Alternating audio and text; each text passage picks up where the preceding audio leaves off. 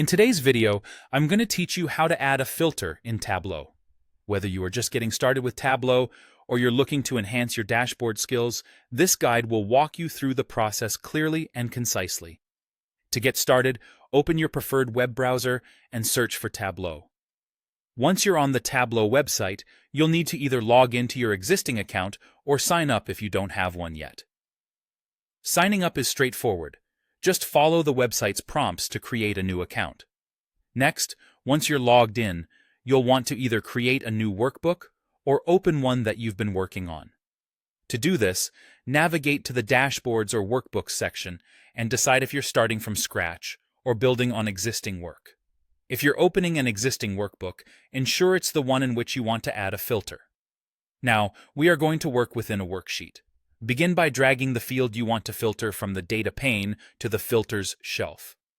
This is your first step in specifying what data you want to control through the filter. When you drag your data field to the Filters shelf, you're essentially telling Tableau, "This is what I want to be filtered." Once you've done that, move to the sheet and look for the drop-down arrow.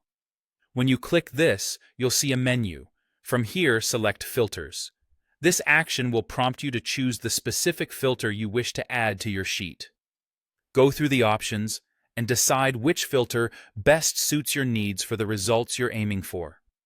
For those of you working with dashboards and intending to add a filter there, click on the specific sheet within your dashboard where the filter is needed. Once there, look for that familiar drop-down arrow. Click it, and again, select Filters from the list. You'll be prompted to choose the filter you want to apply to the dashboard, so make your selection based on how you want your dashboard to function and the kind of data interaction you're seeking. Finally, it's not just about adding the filter, it's also important to personalize how it appears and functions.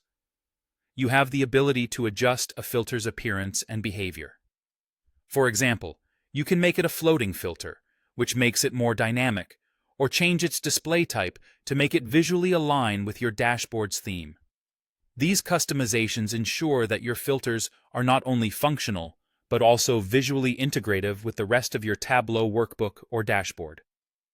By following these steps, you'll be well equipped to add and customize filters in Tableau, enhancing your data analysis capabilities.